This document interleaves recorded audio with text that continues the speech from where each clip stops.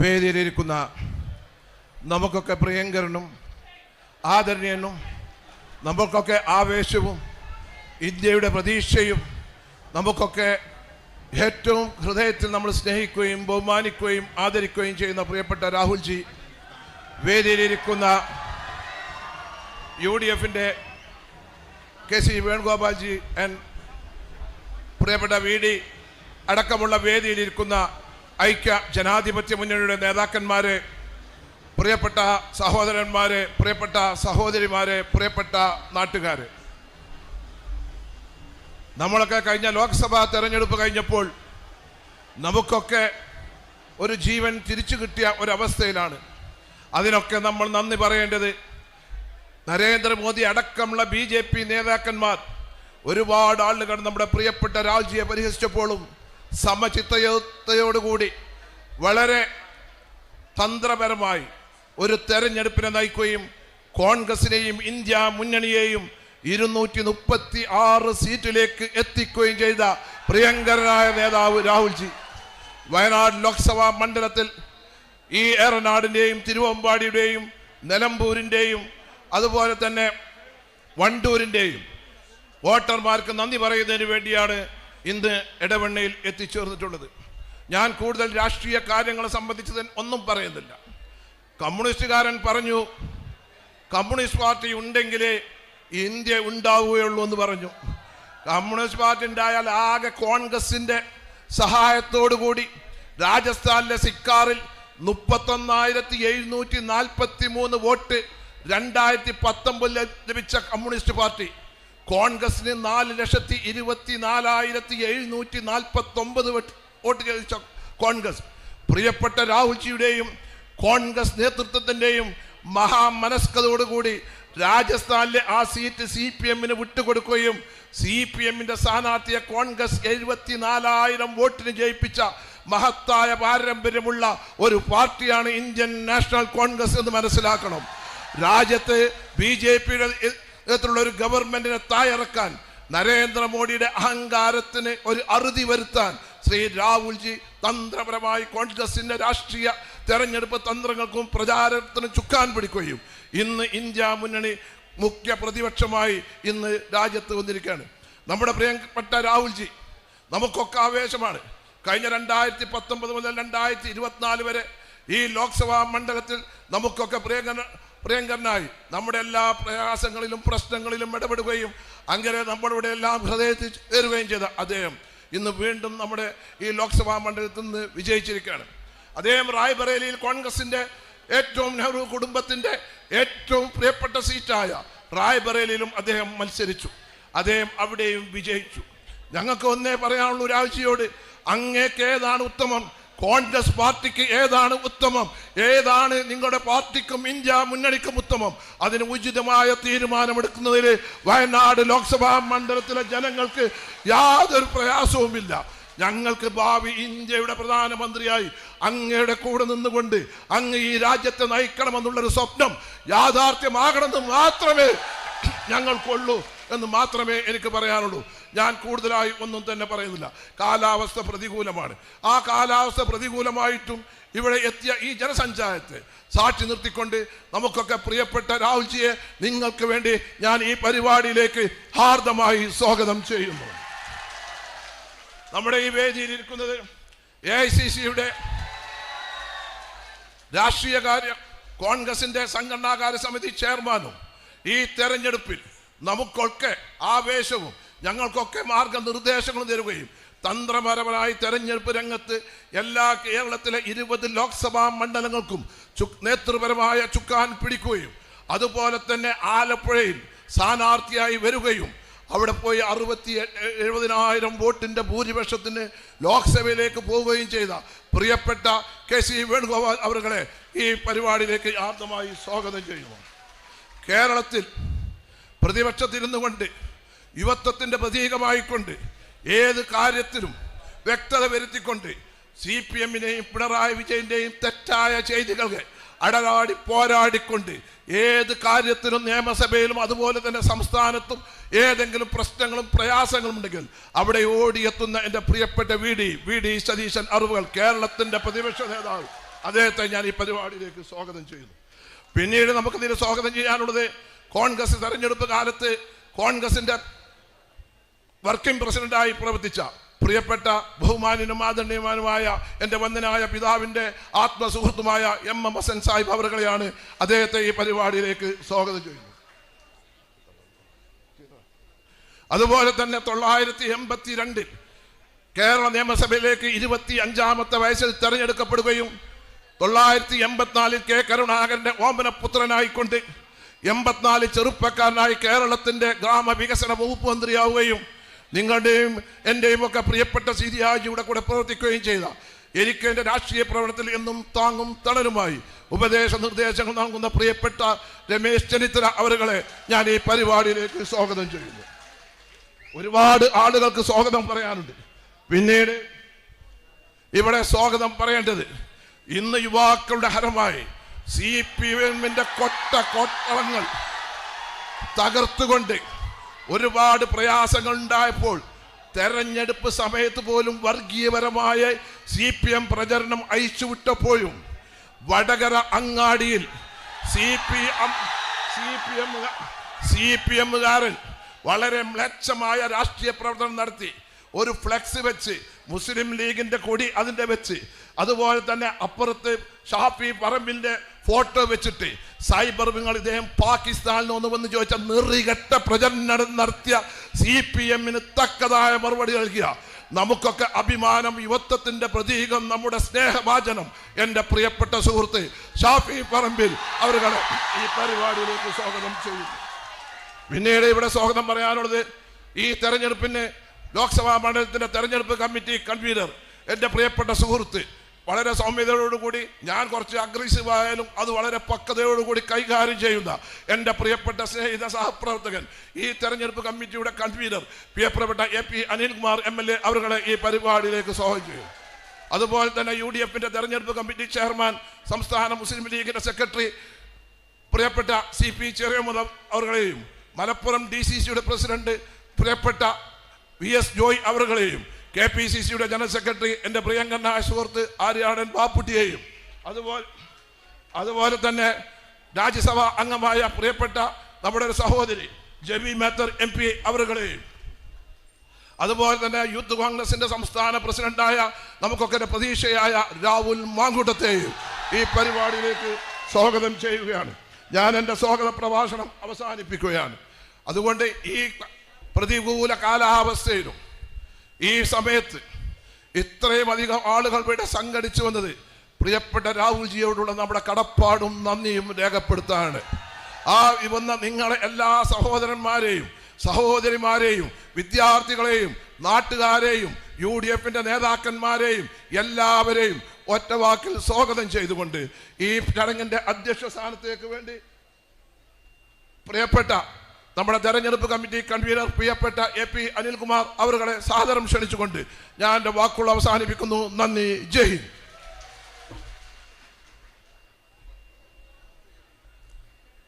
ഏറെ ആദരണീയനായ നമ്മുടെ രാജ്യത്തിൻ്റെ നായകൻ, നമ്മുടെ ഭരണഘടനയുടെ കാവലാൾ ശ്രീ രാഹുൽജി, വേദിയിലുള്ള ഏറെ ബഹുമാന്യനായ ഇന്ത്യയിലെ ഇന്ത്യ മുന്നണിയെ നയിക്കുന്നതിൽ ഏറ്റവും വലിയ പ്രാഗൽഭ്യവും ചെടുതയും കാണിച്ചുകൊണ്ട് ഒത്തൊരുമിച്ച ഒരു മുന്നണിയെ നയിക്കുന്നതിന് നേതൃത്വം നൽകിയ ഓൾ ഇന്ത്യ കോൺഗ്രസ് കമ്മിറ്റിയുടെ ജനറൽ സെക്രട്ടറി, സംഘടനാ ചുമതലയുള്ള കേരളത്തിൻ്റെ അഭിമാനം ശ്രീ KC വേണുഗോപാൽ, വേദിയിലുള്ള പ്രിയങ്കരനായ പ്രതിപക്ഷ നേതാവ് പ്രിയപ്പെട്ട ശ്രീ VD സതീശൻ, മുൻ പ്രതിപക്ഷ നേതാവ് ഏറെ പ്രിയങ്കരനായ ശ്രീ രമേശ് ചെന്നിത്തലജി, മുൻ PCC പ്രസിഡന്റ് MM ഹസൻജി, മറ്റ് വേദിയിലുള്ള നേതാക്കളെ, സഹപ്രവർത്തകരെ, സുഹൃത്തുക്കളെ, PK ബഷീർ ആദ്യവും അവസാനവും പറഞ്ഞ് പ്രതികൂലമായ കാലാവസ്ഥ, ഇന്നലെ രാത്രി മുതൽ തുടങ്ങിയ മഴ നമ്മുടെയൊക്കെ ചങ്കെടുപ്പ് വല്ലാതെ വർദ്ധിപ്പിച്ച ഒന്നായിരുന്നു. 10 മണി വരെ മഴയായിരുന്നു. പക്ഷേ മഴയൊന്നും ഒരു പ്രതികൂലമല്ല രാജ്യത്തെ രക്ഷിക്കുന്നതിൽ എന്ന് തെളിയിച്ച രാഹുൽ ഗാന്ധിയെ കാത്തിരിക്കാൻ ഇവിടുത്തെ ജനങ്ങളും ആവേശത്തോടു കൂടി കാത്തുനിന്നു എന്നുള്ളതാണ് ഏറ്റവും സന്തോഷകരമായ കാര്യം. ഞാൻ കൂടുതലായിട്ടൊന്നും സംസാരിക്കുന്നില്ല. നമ്മെ സംബന്ധിച്ചിടത്തോളം ഈ തെരഞ്ഞെടുപ്പ് കഴിഞ്ഞപ്പോൾ നമുക്കുണ്ടായത് ഒരാശ്വാസമാണ്. നമ്മുടെ മനസ്സിനകത്ത് ആശങ്കകളുണ്ടായിരുന്നു, നമ്മുടെ മനസ്സിനകത്ത് ഭയപ്പാടുണ്ടായിരുന്നു. പക്ഷേ തെരഞ്ഞെടുപ്പ് കഴിഞ്ഞപ്പോൾ നമ്മുടെ മനസ്സൊന്ന് സ്വതന്ത്രമായി, നമുക്കൊന്ന് ആശ്വാസത്തോടു കൂടി നമ്മൾ ജനിച്ചു വളർന്ന മണ്ണിൽ നമ്മളൊന്ന് സമാധാനത്തോടു കൂടി നിൽക്കുവാനുള്ള അന്തരീക്ഷം ഇന്ന് ഇന്ത്യയിലുണ്ടായിരിക്കുന്നു. അതിനൊരൊറ്റ കാരണക്കാരനേ ഉള്ളൂ, അത് ശ്രീ രാഹുൽ ഗാന്ധിയാണ് എന്നുള്ള കാര്യത്തിൽ യാതൊരു സംശയവും വേണ്ട. ഞാൻ പറയട്ടെ, തെരഞ്ഞെടുപ്പിന് മുമ്പ് ഇന്ത്യയുടെ ഭരണഘടന തിരുത്തി എഴുതും എന്ന് പറഞ്ഞവരുണ്ട്, അതിനുവേണ്ടി പ്രവർത്തിച്ചവരുണ്ട്, രാജ്യത്തെ ജനങ്ങളെ പേര് പറഞ്ഞുകൊണ്ട് ഭിന്നിപ്പിച്ചവരുണ്ട്. പക്ഷേ ഇന്ന് നമുക്ക് അഭിമാനത്തോടു കൂടി പറയാം, നരേന്ദ്രമോദി 3ാമത് തവണയും പ്രധാനമന്ത്രിയായിട്ടുണ്ടെങ്കിൽ ഇന്ന് പല്ലും നഖവും നഷ്ടപ്പെട്ട ചിറകരിഞ്ഞ പ്രധാനമന്ത്രിയാണ് ഇന്ന് ഡൽഹിയിൽ ഇരിക്കുന്നത് എന്നുള്ള കാര്യത്തിൽ യാതൊരു സംശയവും വേണ്ട. രാഹുൽ ഗാന്ധി നമ്മെ നയിക്കുവാനുണ്ടെങ്കിൽ ഭരണഘടനയിലെ ഒരു വാചകം പോലും, ഒരു വരി പോലും, ഒരക്ഷരം പോലും തിരുത്താൻ കഴിയില്ല എന്ന് പ്രഖ്യാപിക്കുവാൻ നമുക്ക് കഴിയുമെന്നുള്ളത് ഈ തെരഞ്ഞെടുപ്പിലൂടെ നമുക്ക് തെളിയിക്കാൻ കഴിഞ്ഞിരിക്കുകയാണ്. അങ്ങനെ നമ്മുടെ നാടിനെ ഒന്നാക്കി ഒരു മനസ്സോടുകൂടി കൊണ്ടുപോയ രാഹുൽ ഗാന്ധി ഇവിടെ സൂചിപ്പിച്ച പോലെ ഇന്ന് അദ്ദേഹം നമുക്ക് നന്ദി പറയാനല്ല, മറിച്ച് നമ്മൾ അദ്ദേഹത്തോട് നന്ദി പറയേണ്ട സുദിനമാണ് എന്ന് സൂചിപ്പിക്കുവാൻ ഈ സന്ദർഭം വിനിയോഗിക്കുകയാണ്. നമ്മെ സംബന്ധിച്ചിടത്തോളം തെരഞ്ഞെടുപ്പ് രംഗത്ത് ഒരുപാട് വെല്ലുവിളികൾ ഉണ്ടായിരുന്നു. ഞാൻ അതിലേക്കൊന്നും കടന്നു പോകുന്നില്ല.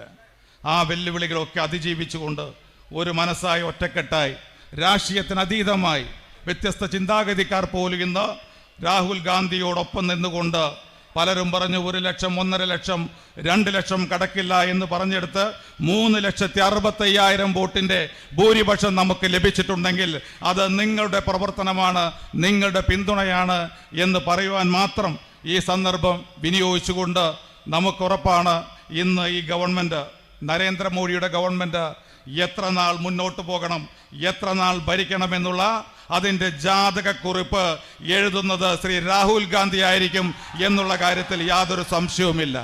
അധികാരം നമുക്ക് ഭ്രമമായി എടുക്കാത്ത നേതാവാണ് ശ്രീ രാഹുൽ ഗാന്ധി എന്നുള്ള ഒറ്റ കാരണം കൊണ്ടാണ് ഇന്ന് ഈ ഗവൺമെൻറ് മുന്നോട്ട് പോയിക്കൊണ്ടിരിക്കുന്നത്. ഞാൻ ദീർഘിപ്പിക്കുന്നില്ല. ഒരിക്കൽ കൂടി ഈ തെരഞ്ഞെടുപ്പ് രംഗത്ത് എല്ലാം മറന്നൊറ്റക്കെട്ടായി നിന്ന് നിങ്ങളെല്ലാവരെയും അഭിവാദ്യം ചെയ്തുകൊണ്ട് നിങ്ങളോട് സംസാരിക്കുന്നതിന് വേണ്ടി ഏറെ പ്രിയങ്കരനായ മുൻ PCC president Shri MM Hassan ജിയെ ക്ഷണിച്ചുകൊണ്ട് നിർത്തുന്നു. നന്ദി, നമസ്കാരം.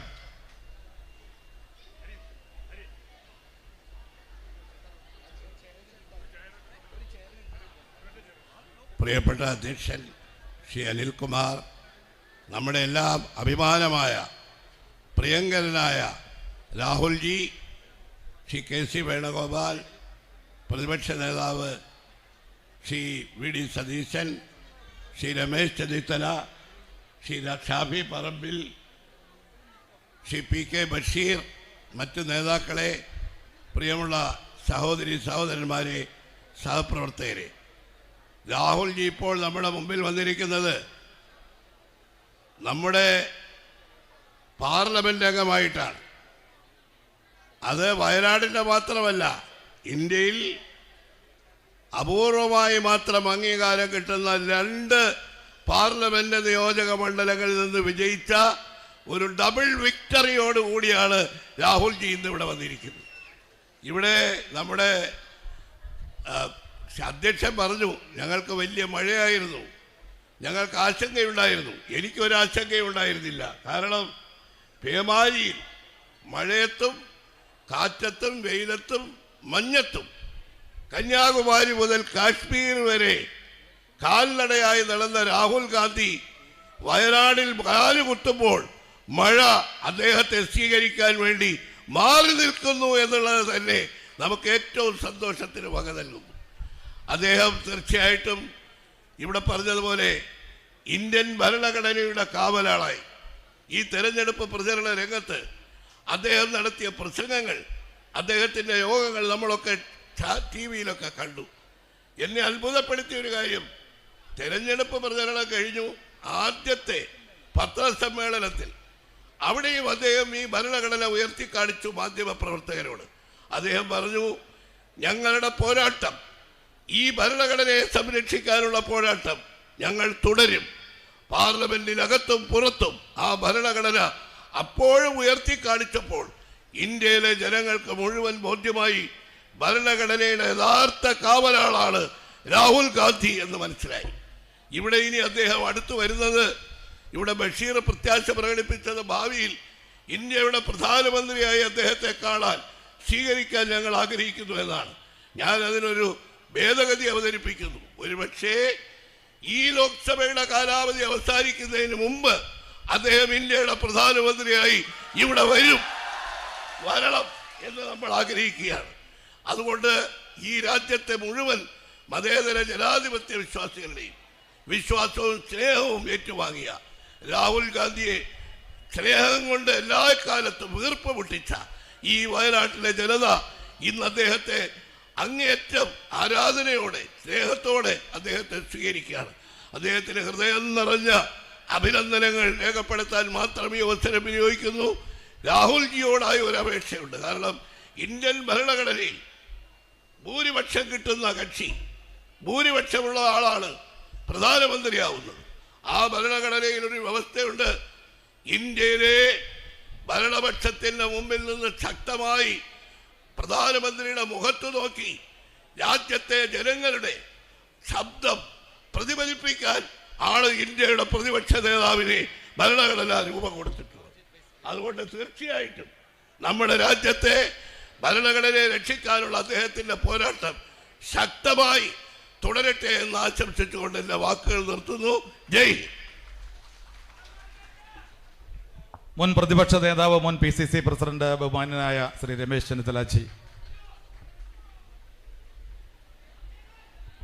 ആദരണീയനായ യോഗാധ്യക്ഷൻ ശ്രീ അനിൽകുമാർ, ഏറ്റവും പ്രിയങ്കരനായ നമ്മുടെ നേതാവ് രാഹുൽജി, പ്രിയപ്പെട്ട ശ്രീ KC വേണുഗോപാൽ, പ്രതിപക്ഷ നേതാവ് ശ്രീ VD സതീശൻ, ശ്രീ MM ഹസൻ, വേദിയിലുള്ള നേതാക്കളെ, സഹപ്രവർത്തകരെ, സുഹൃത്തുക്കളെ, ഇതൊരു ചരിത്ര മുഹൂർത്തമാണ്.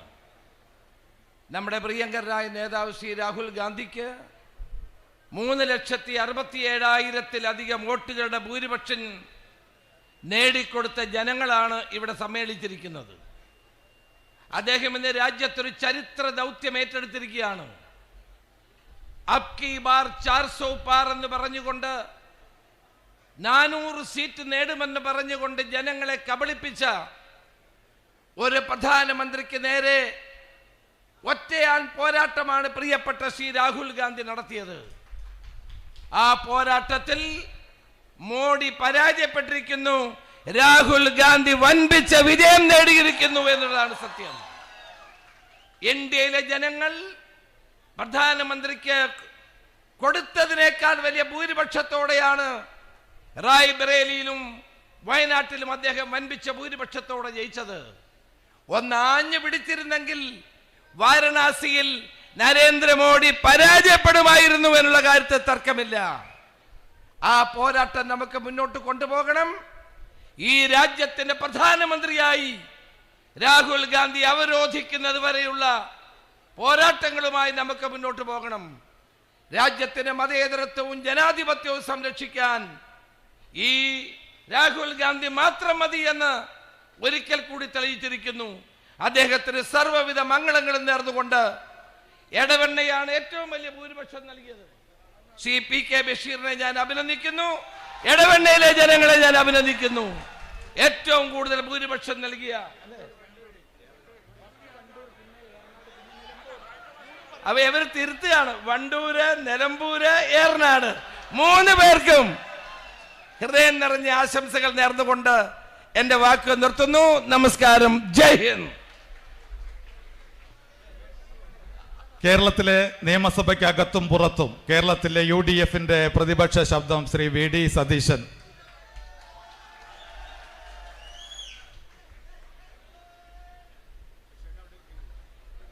ഏറ്റവും പ്രിയങ്കരനായ രാഹുൽജി, വേദിയിലും സദസ്സിലും ഇരിക്കുന്ന ബഹുമാന്യരെ, ശ്രീ രാഹുൽ ഗാന്ധിയെ ഉജ്ജ്വലമായ ഭൂരിപക്ഷത്തിൽ വിജയിപ്പിച്ച വയനാട്ടിലെ വോട്ടർമാരോട് കേരളത്തിലെ UDFിനുള്ള ഹൃദയംഗവുമായ നന്ദി ഞാൻ ആദ്യം പ്രകാശിപ്പിക്കുന്നു. നമുക്കറിയാം, ഇന്ന് രാഹുൽ ഗാന്ധി കേവലം ഒരു വ്യക്തിയല്ല, ഈ രാജ്യത്തെ ജനാധിപത്യ വിശ്വാസികളുടെ സ്വപ്നവും പ്രതീക്ഷയും അവരുടെ ഹൃദയവുമാണ്. നമുക്കറിയാം, ഗവൺമെൻറ് രൂപീകരിച്ചവർ മ്ലാനവതരായിരിക്കുന്നു, രൂപീകരിക്കുന്നതിൻ്റെ തൊട്ടിപ്പുറത്തെത്തിയവർ ആഹ്ലാദഭരിതരായിരിക്കുന്നു. ഈ ഒരു വിചിത്രമായ കാഴ്ചയാണ് രാജ്യത്തുള്ളത്. അതായത് വിജയത്തിന് തുല്യമായിരുന്നു നമ്മുടെ ഈ നേട്ടം എന്നാണ് രാജ്യം നമ്മളോട് പറയുന്നത്. ഈ മനുഷ്യനിലാണ് മുഴുവൻ പ്രതീക്ഷ. ഒരു രാജ്യം മുഴുവൻ ഈ രാജ്യത്തിൻ്റെ ഭരണഘടന സംരക്ഷിക്കാൻ, ജനാധിപത്യത്തിൻ്റെയും മതേതരത്വത്തിൻ്റെയും കാവലാളാകാൻ ഈ രാജ്യം മുഴുവൻ പ്രതീക്ഷ അർപ്പിച്ചിരിക്കുന്ന ശ്രീ രാഹുൽ ഗാന്ധിക്ക് നിങ്ങളുടെ എല്ലാവരുടെയും പേരിൽ അഭിനന്ദനം അർപ്പിച്ചുകൊണ്ട് ഞാൻ എൻ്റെ വാക്കുകൾ ചുരുക്കുന്നു. നന്ദി. ഓരോ മലയാളിക്കും അഭിമാനമായി മാറിയ ഇന്ത്യൻ നാഷണൽ കോൺഗ്രസിന്റെ AICC general secretary Shri KC Venugopal. സമാരാധ്യനായ രാഹുൽജി, ബഹുമാന്യ നേതാക്കളെ, സത്യത്തിൽ ഏറ്റവും വികാര നിർഭരമായിട്ടുള്ള ഒരു നിമിഷമാണ്. കഴിഞ്ഞ 10 കൊല്ലത്തെ പോരാട്ട ഭൂമിയിൽ എല്ലാവരാലും പരിഹസിക്കപ്പെട്ട്, എല്ലാവരാലും ഒറ്റപ്പെടുത്താനുള്ള പരിശ്രമം നടത്തപ്പെട്ട്, ഒരൊറ്റയാനായി സധൈര്യം മുന്നോട്ട് പോയ ഒരു നേതാവിൻ്റെ പിന്നിൽ ഇന്ത്യൻ ജനത അണിനിരന്ന അപൂർവമായിട്ടുള്ള നിമിഷമാണ് 2024 പാർലമെൻറ്റ് തിരഞ്ഞെടുപ്പ്. നരേന്ദ്രമോദി, നിങ്ങൾ ഈ മനുഷ്യൻ്റെ പാർലമെൻറ്റ് അംഗത്വം റദ്ദാക്കി 64 മണിക്കൂർ ഒരു ഗ്ലാസ് വെള്ളം പോലും കൊടുക്കാതെ, ഒരു കേസുമില്ലാത്ത കേസിൽ എൻഫോഴ്സ്മെന്റ് ഡയറക്ടറെ അയച്ച് ചോദ്യം ചെയ്തു. രാജ്യത്തുടനീളം 20ഓളം കേസുകളിൽ പ്രതിയാക്കി 1 മാസം 1 കോടതി എന്ന കണക്കിൽ രാജ്യമെങ്ങും നടത്തിപ്പിച്ചു. വിദ്വേഷത്തിൻ്റെ പകയുടെ വിത്തുകൾ എല്ലായിടത്തും പാകി ഒരേ ഒരു ശബ്ദം, ഈ രാഹുൽ ഗാന്ധി നിങ്ങൾ പറഞ്ഞ് ആക്ഷേപിച്ച വാക്കുകൾ ഞാനിവിടെ ആവർത്തിക്കുന്നില്ല, ആക്ഷേപത്തിൻ്റെ എല്ലാം നിങ്ങൾ അണിനിരത്തി. പക്ഷെ നിങ്ങൾ പറഞ്ഞു, പ്രതിപക്ഷത്തിരിക്കാൻ പോലും നിങ്ങളെ ഞങ്ങൾ അനുവദിക്കില്ല എന്ന് നിങ്ങൾ പറഞ്ഞു. എനിക്ക് സത്യത്തിൽ വയനാട്ടിലെ ജനതയോട് ഏറ്റവും അഗൈതവുമായി നന്ദിയുണ്ട്. ലോക്സഭാംഗത്വം റദ്ദാക്കിയപ്പോഴും, ED ക്വസ്റ്റ്യൻ ചെയ്തപ്പോഴും, രാഹുൽ ഗാന്ധിയെ വേട്ടയാടാൻ ശ്രമിച്ചപ്പോഴും എല്ലാം ഒരു മനസ്സോടെ ഞങ്ങളുണ്ട് കൂടെ എന്ന് പറഞ്ഞു നിന്നവരാണ് വയനാട്ടിലെ ജനത എന്നുള്ളത് അഭിമാനപൂർവ്വം ഉയർത്തിപ്പിടിക്കാൻ ഞാൻ ആഗ്രഹിക്കുകയാണ്. ആ ഒരു ശബ്ദം, വയനാട് നിന്നും നമ്മൾ കേട്ട ശബ്ദം നന്ദിയോടെ ഓർമ്മിക്കുകയാണ്. പ്രിയപ്പെട്ടവരെ, അമേഠി, റായ്ബറേലി, വയനാട്, ഇത് 3ഉം രാഹുൽ ഗാന്ധിക്ക് ഏറ്റവും ഇഷ്ടപ്പെട്ട മണ്ഡലങ്ങളാണ് എന്നുള്ള കാര്യത്തിൽ സംശയമില്ല. എല്ലാവരും പറഞ്ഞു അമേഠിയിൽ മത്സരിക്കാതെ റായ്ബറേലിയിലേക്ക് ഓടുന്നു. മോഡി പരിഹസിച്ചു, വയനാടും തോൽക്കുമെന്നുള്ളത് കൊണ്ടാണ് റായ്ബറേലിയിൽ പോയി മത്സരിക്കുന്നത്, വയനാട് തോക്കുന്നുള്ളത് കൊണ്ടാണെന്ന് മോഡി പ്രസംഗിച്ചു. പക്ഷേ നിങ്ങൾ എന്നിട്ട് പറഞ്ഞു, അമേഠിയിൽ നിർത്തിയ സ്ഥാനാർത്ഥിയെക്കുറിച്ച് പറഞ്ഞു, രാഹുൽ ഗാന്ധിയുടെ PA ആണെന്ന് പോലും പറഞ്ഞു പലരും. പക്ഷെ അവസാനം നരേന്ദ്രമോദിക്ക് വാരണസിയിൽ കിട്ടിയ ഭൂരിപക്ഷത്തെക്കാൾ കൂടുതൽ വോട്ടിൻ്റെ ഭൂരിപക്ഷത്തിൽ അമേഠി കൂടി തിരിച്ചു പിടിച്ച കാഴ്ചയാണ് ഈ തെരഞ്ഞെടുപ്പ് കണ്ടത് എന്നുള്ള കാര്യം നിങ്ങൾ മനസ്സിലാക്കണം. ഇതൊരു പോരാട്ടത്തിൻ്റെ തുടക്കം മാത്രമാണ്. ഞാൻ ദീർഘിപ്പിക്കുന്നില്ല. ഒരു കാര്യം നിങ്ങൾക്ക് ഉറപ്പിക്കാം, ഇന്ത്യൻ ഭരണഘടനയും ഇന്ത്യയിലെ ജനാധിപത്യ മതേതര വിശ്വാസങ്ങളും ഈ നിൽക്കുന്ന നമ്മുടെ നേതാവിൽ സുരക്ഷിതമാണ് എന്നുള്ള കാര്യം ഇന്ത്യയിലെ ജനങ്ങൾ വിളിച്ചു പറഞ്ഞ തെരഞ്ഞെടുപ്പാണ് ഈ തെരഞ്ഞെടുപ്പ്. ഇനിയും നമുക്ക് ഒരുപാട് ദൂരം മുന്നോട്ട് പോകാനുണ്ട്. എല്ലാം തീർന്നുവെന്ന് അവകാശപ്പെട്ട് നമ്മൾ ആരും മുന്നോട്ട് പോകുന്നില്ല.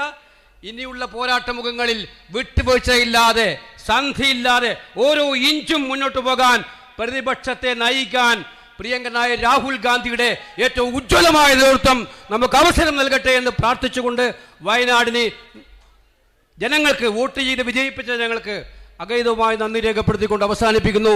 നന്ദി. ജയ് ഹിന്ദ്. നമ്മളേറെ പ്രതീക്ഷയോട് കാത്തിരിക്കുന്ന ഈ രാജ്യത്തിന്റെ ശബ്ദം, voice of India, Shri Rahul Gandhi നിങ്ങളോട് സംസാരിക്കും.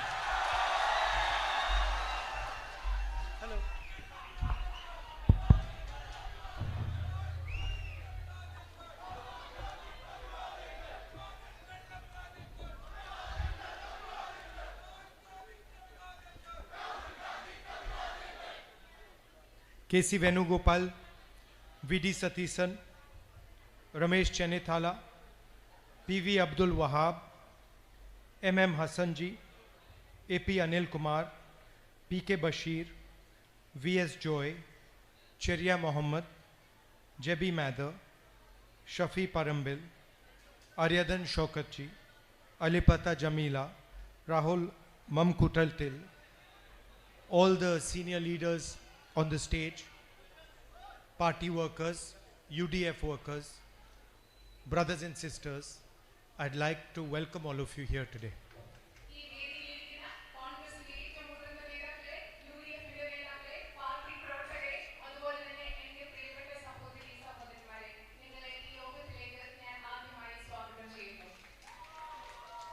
I'd like to start by thanking every single person in Wayanad who supported me.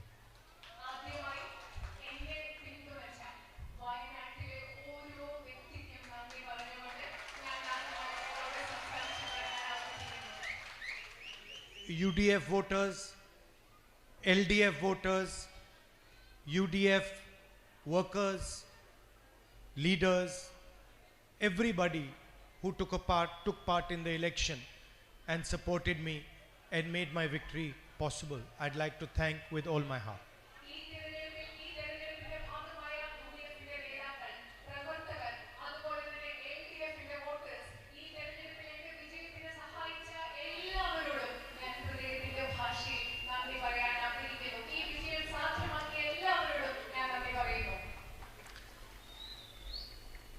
Many years ago, when I was a little boy, my grandmother and my mother took me to a Kathakali performance.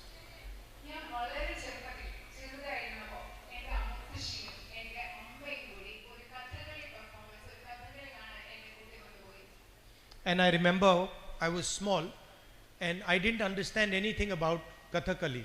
So it was maybe 2 hours long and I wanted to leave the room.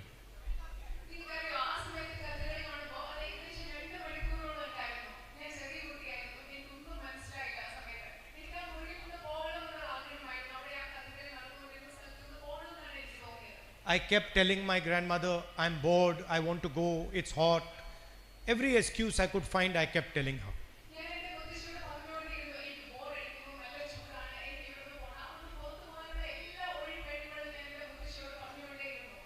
Then last year, after many years, I saw another Kathakali performance.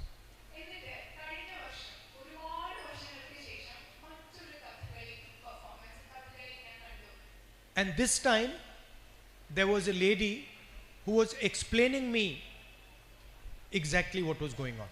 ഈ പ്രാവശ്യം അവിടെ ഒരു സ്ത്രീ ഉണ്ടായിരുന്നു. അവർ ഈ കഥകളി നടന്നുകൊണ്ടിരിക്കുമ്പോൾ എന്താണ് അവിടെ നടന്നുകൊണ്ടിരിക്കുന്നത് എന്ന് എനിക്ക് കൃത്യമായി പറഞ്ഞു തന്ന ഒരാൾ അവിടെ ഉണ്ടായിരുന്നു.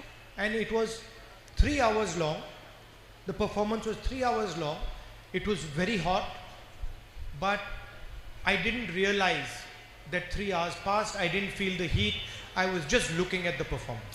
അത് മാത്രമല്ല, നേരത്തെ 2 പ്രാവശ്യമായിരുന്നു ആ കഥകളി ഉണ്ടായിരുന്നെങ്കിൽ ഇത് 3 മണിക്കൂറുകളോളം നീണ്ടു. പക്ഷേ എനിക്ക് സമയം പോയത് മനസ്സിലാക്കാൻ തോന്നിയില്ല. എനിക്ക് സമയം പോയത് ഞാൻ അറിഞ്ഞില്ല. അവിടെ ചൂടായിരുന്നു എന്ന് എനിക്ക് മനസ്സിലായില്ല. കാരണം അത്ര മനോഹരമായിട്ടാണ് അത് പോയത്, ആ കഥകളി പെർഫോമൻസ് നടന്നത്. And when I walked out of the performance last year, I was thinking to myself, how strange that when I was small, the same exact performance, I was bored, I was not interested, I was feeling hot. And now somebody has explained it to me and I'm not feeling hot. It is hotter now than it was then, but I'm not feeling hot. And 3 hours have passed as if it's 1 minute. അത് മാത്രമല്ല, അത് കഴിഞ്ഞപ്പോൾ ഞാൻ ചിന്തിക്കുകയായിരുന്നു, പണ്ട് ഞാൻ കണ്ട ഇതേ കഥകളി അത് അന്ന് കണ്ടപ്പോൾ എനിക്കൊന്നും മനസ്സിലായില്ല, ഭയങ്കര ചൂടായിട്ട് തോന്നി, എനിക്ക് അവിടെ നിന്ന് ഇറങ്ങിപ്പോകാൻ തുടങ്ങി. പക്ഷേ ഇതേ കാര്യം ഈ വർഷങ്ങൾക്ക് ശേഷം കഴിഞ്ഞ വർഷം കണ്ടപ്പോൾ അത് 3 മണിക്കൂർ ഉണ്ടായിരുന്നു, സമയം കൂടുതലായിരുന്നു, കൂടുതൽ ചൂടുണ്ടായിരുന്നു. പക്ഷേ ആരോ എനിക്ക് മനസ്സിലാക്കി തന്നപ്പോൾ മുമ്പ് തോന്നിയതൊന്നും എനിക്കിന്ന് തോന്നിയില്ല. And the difference was that this time I understood that this is the tradition, the voice, the expression of the people of Kerala. നിങ്ങൾക്കറിയാമോ ആ വ്യത്യാസം എന്തായിരുന്നു എന്ന്? കാരണം കഴിഞ്ഞ പ്രാവശ്യം, രണ്ടാമത്തെ പ്രാവശ്യം കഥകളി കണ്ടപ്പോൾ എനിക്ക് മനസ്സിലായി അത് കേരളത്തിന്റെ പാരമ്പര്യമാണ്, കേരളത്തിന്റെ ശബ്ദമാണ്, കേരളത്തിലെ ജനങ്ങളുടെ ആശയ പ്രകാശനത്തിന്റെ ഒരു മാർഗമാണ് ഈ കഥകളി എന്ന് എനിക്ക് മനസ്സിലായതുകൊണ്ട് കഴിഞ്ഞ പ്രാവശ്യം എനിക്ക് അതിനെക്കുറിച്ച് ബോറടിച്ചില്ല. The first time it was just a dance. The second time it was the voice of millions of people. It was the history of millions of people. It was the expression of millions of people. ഞാൻ ആദ്യത്തെ പ്രാവശ്യം കഥകളി കണ്ടപ്പോൾ എനിക്കതൊരു നൃത്തരൂപം മാത്രമായിരുന്നു. എന്നാൽ രണ്ടാമത്തെ പ്രാവശ്യം കഥകളി കണ്ടപ്പോൾ കേരളത്തിലെ ദശലക്ഷക്കണക്കിന് ആളുകളുടെ ചരിത്രമായിരുന്നു അത്. എന്നെ സംബന്ധിച്ചിടത്തോളം കേരളത്തിലെ ദശലക്ഷക്കണക്കിന് ആളുകളുടെ ശബ്ദമായിരുന്നു ഞാൻ രണ്ടാമത് കണ്ട ആ Kathakali. And each state of our country has these traditions, has its own language, has its own history, has its own expression. അതുപോലെ തന്നെ ഈ രാജ്യത്തെ ഓരോ സംസ്ഥാനത്തിനും അതിൻ്റെതായ പാരമ്പര്യമുണ്ട്, അതിൻ്റെതായ ചരിത്രമുണ്ട്, അതിൻ്റെതായ ഭാഷയുണ്ട്, അതിൻ്റെതായ സംസ്കാരമുണ്ട്, അതിൻ്റെതായ ആശയപ്രകാശന രീതിയുണ്ട്. There is Malayalam, there is Tamil, there is Bengali, there is Gujarati. There are many different languages, many different dances, many different histories in this country. ഇവിടെ മലയാളമുണ്ട്, ബംഗാളിയുണ്ട്, തമിഴ് ഭാഷയുണ്ട്, ഗുജറാത്തിയുണ്ട്, പലവിധ നൃത്തരൂപങ്ങളുണ്ട്, പലവിധ പാരമ്പര്യങ്ങളുണ്ട്, പലവിധ ചരിത്രങ്ങളുണ്ട്. ഇതെല്ലാം നമ്മുടെ രാജ്യത്ത് നിലനിൽക്കുന്നുണ്ട്. And every single tradition, history is protected by the Constitution of India. ഈ രാജ്യത്തെ ഓരോ ചരിത്രത്തെയും ഓരോ പാരമ്പര്യത്തെയും സംരക്ഷിക്കുന്നത് എൻ്റെ കയ്യിലുള്ള ഭാരതത്തിന്റെ ഭരണഘടനയാണ്. So the fact that the people of Kerala and the people of India can enjoy Kathakali, can listen to Malayalam, can eat Kerala food is all protected by this. നിങ്ങൾക്കറിയാമോ, കേരളത്തിലെ ജനങ്ങൾക്ക് കഥകളി ആസ്വദിക്കാൻ സാധിക്കും, മലയാളം സംസാരിക്കാൻ സാധിക്കും, ഇഷ്ടമുള്ളത് ചെയ്യാൻ സാധിക്കും. ആ അവകാശങ്ങളെ എല്ലാം സംരക്ഷിക്കുന്നത് ഭാരതത്തിന്റെ ഭരണഘടനയാണ്.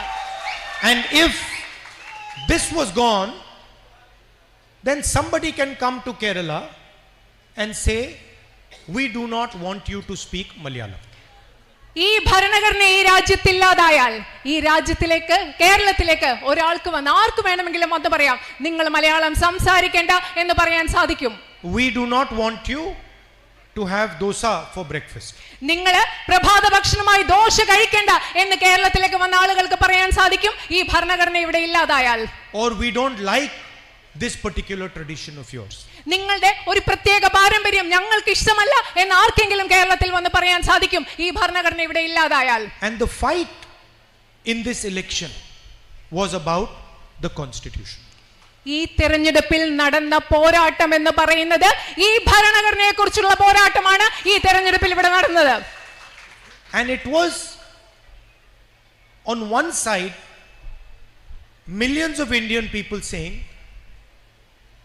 that we want our tradition, we believe in our language, we believe in our culture, we believe in our history, and we will define our future. ഒരു ഭാഗത്ത് ഈ പോരാട്ടത്തിൽ ഒരു ഭാഗത്തുള്ള ആളുകൾ പറഞ്ഞത് എന്താണ്? ഞങ്ങൾക്ക് ഞങ്ങളുടെ പാരമ്പര്യം വേണം, ഞങ്ങൾക്ക് ഞങ്ങളുടെ ചരിത്രം വേണം, ഞങ്ങൾക്ക് ഞങ്ങളുടെ ഭാഷ വേണം, ഞങ്ങളുടെ സംസ്കാരം വേണം, ഞങ്ങളുടെ ഭാവി എന്തെന്ന് ഞങ്ങൾ തീരുമാനിക്കും, ഞങ്ങൾ അതിനെ നിർവചിക്കും എന്ന് പറഞ്ഞ ഒരു കൂട്ടം ആളുകളാണ് ഈ തെരഞ്ഞെടുപ്പിൽ ഒരു ഭാഗത്ത് നിന്ന് പോരാട്ടം നടത്തിയത്. And on the other side, the Prime Minister and Mr. Amit Shah, who said no, if we want the people of Kerala to speak Hindi, then the people of Kerala will speak Hindi. If we want the Tamils not to speak Tamil, then the people of Tamil Nadu will not speak Tamil. നിങ്ങൾക്കറിയാമോ, മറുവശത്ത് ഈ പോരാട്ടത്തിന്റെ മറുവശത്ത് ആരാണ് ഉണ്ടായിരുന്നത്? പ്രധാനമന്ത്രിയും അമിത്ഷായും. അവരെന്താണ് പറഞ്ഞത്? കേരളത്തിലെ ജനങ്ങൾ ഹിന്ദി സംസാരിക്കണമെന്ന് ഞങ്ങൾ പറയുകയാണെങ്കിൽ അവർ ഹിന്ദി സംസാരിക്കും. തമിഴ്നാട്ടിലെ ജനങ്ങൾ തമിഴ് സംസാരിക്കേണ്ട എന്ന് ഞങ്ങൾ പറയുകയാണെങ്കിൽ അവർ തമിഴ് സംസാരിക്കില്ല എന്ന് പറഞ്ഞ പ്രധാനമന്ത്രിയും അമിത്ഷായുമാണ് ഈ പോരാട്ടത്തിന്റെ മറുഭാഗത്തുണ്ടായിരുന്നത്. If we want Onam to be celebrated, then only Onam will be celebrated. ഞങ്ങൾ ഇവിടെ ഓണം ആഘോഷിക്കണമെന്ന് ഞങ്ങൾ ആഗ്രഹിക്കുന്നെങ്കിൽ മാത്രമാണ് മലയാളി ഓണം ആഘോഷിക്കാൻ പോവുക എന്നാണ് പ്രധാനമന്ത്രി And we will decide whether Kathakali is danced in Kerala or some other dance. കേരളത്തിൽ കഥകളി എന്ന നൃത്തരൂപം വേണോ എന്ന് ഞങ്ങൾ തീരുമാനിക്കും, അതോ മറ്റേതെങ്കിലും രൂപം വേണോ എന്ന് ഞങ്ങൾ തീരുമാനിക്കും എന്നാണ് അവർ ചിന്തിച്ചതും പറഞ്ഞതും. And the beautiful thing is that they had a fundamental misunderstanding. അതിലേറ്റവും മനോഹരമായ കാര്യം എന്ന് പറയുന്നത് അവർക്ക് അടിസ്ഥാനപരമായ ഒരു തെറ്റിദ്ധാരണയുണ്ടായിരുന്നു. They thought that just because they have political power, just because they have ED, they have CBI, they have the income tax department, they can dictate to the people of India what is going to happen. അവരുടെ ഏറ്റവും പ്രധാനപ്പെട്ട തെറ്റിദ്ധാരണ എന്താണെന്നറിയോ? അവരുടെ കയ്യിൽ രാഷ്ട്രീയ അധികാരം ഉണ്ടായിരുന്നതുകൊണ്ട്, ED ഉണ്ടായിരുന്നതുകൊണ്ട്, CBI ഉണ്ടായിരുന്നതുകൊണ്ട്, income tax ഉണ്ടായിരുന്നതുകൊണ്ട് ഇന്ത്യയിലെ ജനങ്ങൾ എന്ത് തീരുമാനിക്കണം, എന്ത് ചെയ്യണം എന്ന് തങ്ങൾക്ക് നിർദ്ദേശിക്കാം, ആജ്ഞാപിക്കാം എന്ന് അവർ കരുതിയതാണ് അവരുടെ അടിസ്ഥാനപരമായ തെറ്റിദ്ധാരണ. And the people of Kerala, the people of Uttar Pradesh, they showed the Prime Minister, people of all other states showed the Prime Minister that you cannot dictate to the people of India what we want. കേരളത്തിലെ ജനങ്ങൾ, ഉത്തർപ്രദേശിലെ ജനങ്ങൾ, India മുഴുവനുള്ള ജനങ്ങൾ പ്രധാനമന്ത്രിക്ക് കാണിച്ചു കൊടുത്തു, ഞങ്ങൾ എന്ത് ചെയ്യണമെന്ന്, ഞങ്ങൾ ആരാണെന്ന് നിങ്ങൾക്ക് ഞങ്ങളോട് ആജ്ഞാപിക്കാൻ സാധിക്കില്ല എന്ന് ഈ രാജ്യത്തെ ജനങ്ങൾ കാണിച്ചു കൊടുത്തു. And the people of India also told them that the constitution is our voice. Do not touch the constitution. അത് മാത്രമല്ല, ഇന്ത്യയിലെ ജനങ്ങൾ പ്രധാനമന്ത്രിയോട് പറഞ്ഞു, ഈ ഭരണഘടന ഞങ്ങളുടെ ശബ്ദമാണ്, അതിനെ തൊട്ട് കളിക്കരുതെന്ന് ഇന്ത്യൻ പ്രധാനമന്ത്രിയോട് ഇന്ത്യയിലെ ജനങ്ങൾ പറഞ്ഞു.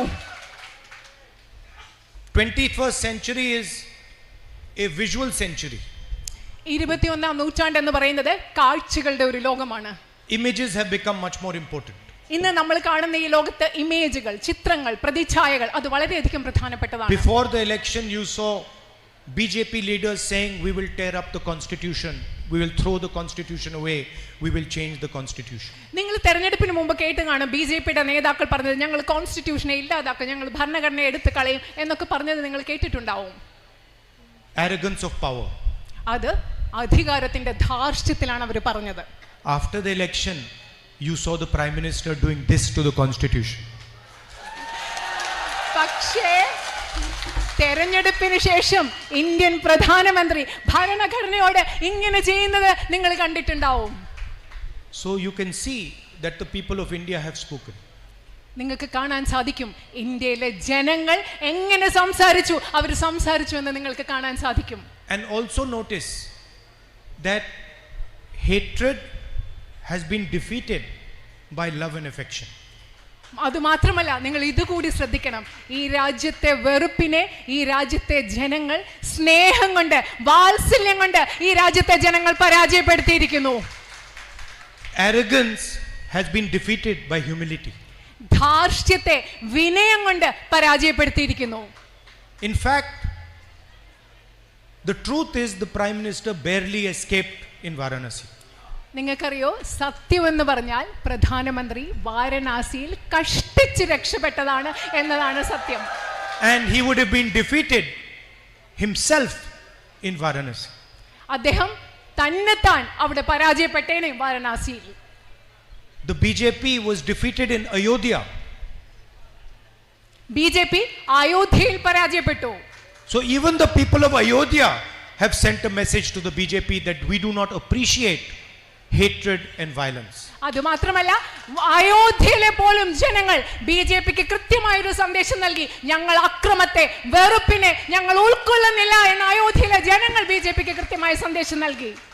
And the single biggest message that the people of India have given is that we are multiple traditions, we are many states, we have many histories, and every single one of these histories, every single one of these traditions, every single one of these religions is going to be respected.